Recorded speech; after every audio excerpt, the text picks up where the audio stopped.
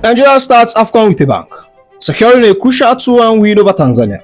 From Eric Chelle perfect setup to Iwobi's midfield masterclass and the importance of Chukwueze's influence, let's break it down and discuss the 5 things we learned from Nigerians win. But before we dive into this video, if you are new here, welcome to the channel. But if you have been following me for a while, you know drills. Help your boy get to that 10k subscriber mark.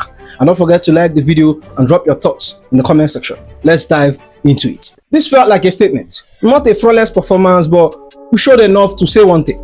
We are serious contenders at AFCON 2025. A 2-1 open day win, in fact, gave us 3 points and answered a lot of the noise and motivation after missing the World Cup. Nigerian side will be encouraged with what we saw. But the game exposed a side that needs polishing if Eric Chelle side are truly going to go all the way. Starting with the first thing we learned, Nigeria is AFCON ready. From the very first whistle, it was clear we came to impose ourselves. What we saw wasn't a complacent team, it was a team with appetite, focus and a real tournament mindset. In tournament football, winning the opener matters more than you think. It calms nerve, gives the coach tactical breathing room and allows players grow into their roles. Nigeria looked switched on in phases. We probed patiently, used the width, created high quality chances, with the front four combining effectively to unsettle Tanzania. That attacking intent, sharp, measured and purposeful, is exactly what we need from a squad that reached the latter stage of the last AFCON and now have a point to prove after missing the World Cup. For context, the first time we faced Tanzania in AFCON, Lagos saw Nigeria win 3-1 and we went on to lift the trophy. History matters, and this win feels like a confidence reminder that we are not just here to participate, we are here to compete. Tactically, the balance was sensible. There were enough attacking ambition to create chances, but not so much recklessness that we repeatedly left the gap at the back. That balance is the mark of a team that expects to survive group stage and thrive in knockout football. I could see it in how we controlled the midfield, rotated the ball and looked comfortable controlling the tempo. All these are signs that this squad is AFCON ready. Which brings me to the second thing we learned, Eric Chelle's perfect setup. If there is one thing I could take from this game, it was how disciplined, flexible and effective Eric Chelle setup was. From the lineup to substitution, everything read like practical pragmatism rather than a gamble. In defense, we had Wabali, Osai Samuel, Sanusi, Basi and Ajayi, a spine that was compact and trusted. The midfield featured Ndidi and Iwobi, giving us control and stability, while the attack consisted Lookman, Osimhen, Chukwueze, Adams, a combination built to stretch, probe and punish. Eric Chelle choices weren't flashy, they were calculated, with the goal of controlling the game while leaving room to adapt. What impressed me the most was how the substitution were used intelligently. Fresh leg restored momentum without destabilizing the spine. When Tanzania threatened, we didn't panic. The tempo was managed. Players rotated positions seamlessly, and the game never felt out of control. That's mark of a manager who knows tournament football and how to shield his team from outside noise. Let's talk about Ndidi, our captain. Fantastic, because he was the heartbeat of that midfield. Sitting as the lone 6, he finished with a 6.7 rating, but the numbers tells part of the story.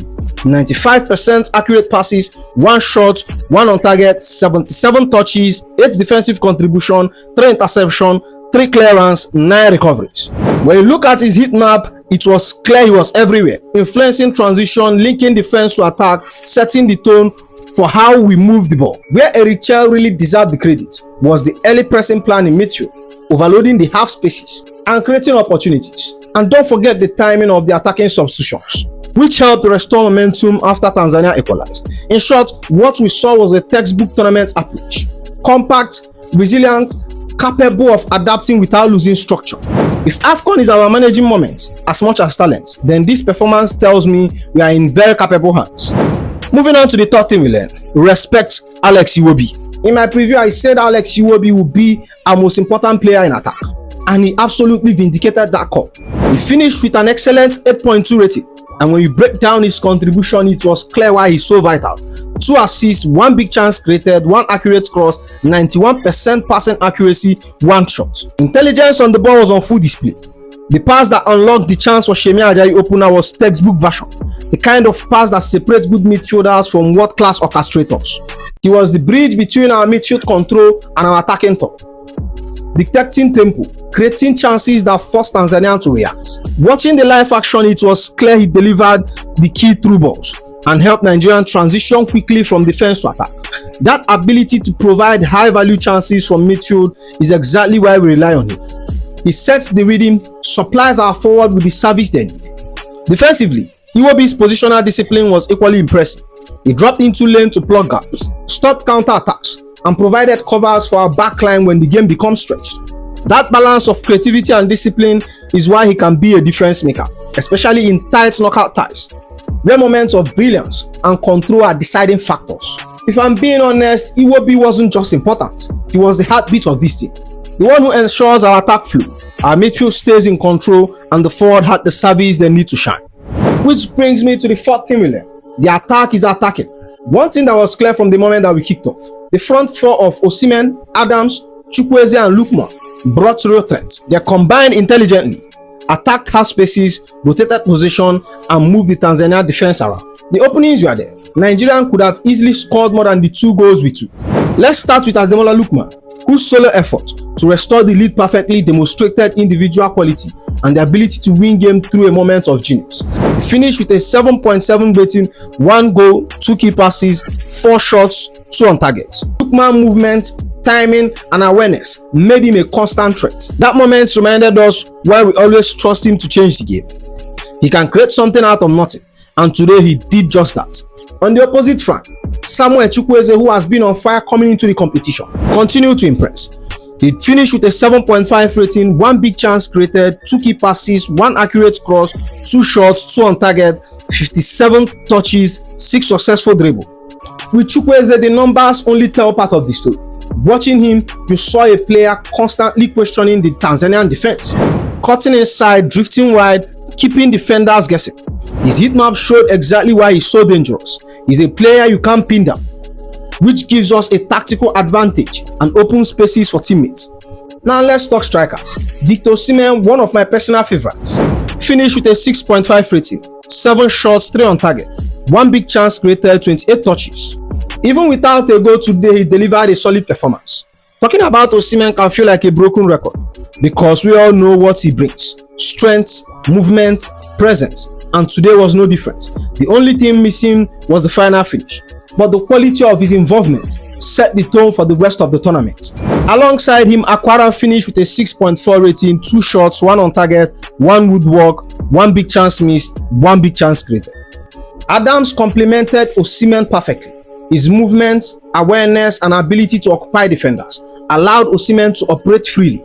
And this partnership looks like it can be a real asset as the tournament progresses. But here is the crucial caveat.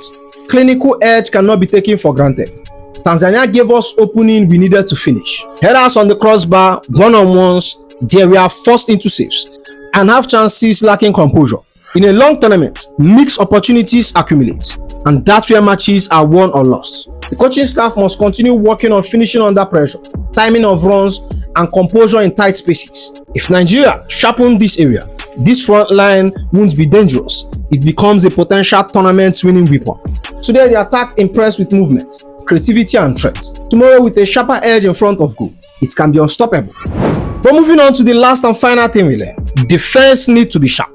The goal we considered highlighted that our defense still have work to do. There are moments of passive defending, slow reaction to second ball, and lapses in focus when Tanzania proved. Structurally, some of this is understandable. Personnel change, retirements, and injuries mean Eric Chelle is piecing together the ideal central pairing and fullback routes. But in tournament football, anything less than razor-sharp defending invites trouble. Individually, both centre-back delivered solid performance. Shemi Ajayi finished with an 8.0 rating, 1 goal, 5 defensive contribution, 3 clearance, 1 shot blocked, 4 recoveries, 3 ground duel won, 3 area duel won, 0 time dribbled pass. Ajayi showed leadership and presence, winning key duels and helping organize the backline. His goal was a bonus, a demonstration that he can contribute offensively as well as defensively. His partner Kevin Chinedubasi finished with a 7.1 rating, 5 defensive contribution, 1 tackle won, 1 clearance, 6 recoveries, 1 area duel won, 0 time dribbled pass. Basi was steady, read the game well, and complemented Ajayi's leadership. On paper, both did their job individually, but collectively the defensive unit showed vulnerability, communication gaps, and moments of indecision allowed Tanzania opportunity they otherwise shouldn't have. Actionable fixes are clear. Pre-match defensive plan for counter situations, better communication protocols across the backline, and rehearsing defensive transition in training. If we tighten up communication and concentration, these issues are manageable. But if lapses persist, defensive fragility could become the biggest single break on a deep tournament run. In short, the defense can be strong, but in AFCON, sharpness for 90 minutes are non-negotiable. The spine is there, the individual quality is there, and with focus and cohesion, we can turn vulnerabilities into strengths. And that's the 5 things we learned from Nigerian 2-1 win over Tanzania. Make sure you like, comment, and subscribe, and I'll see you in the next one. Iwobi.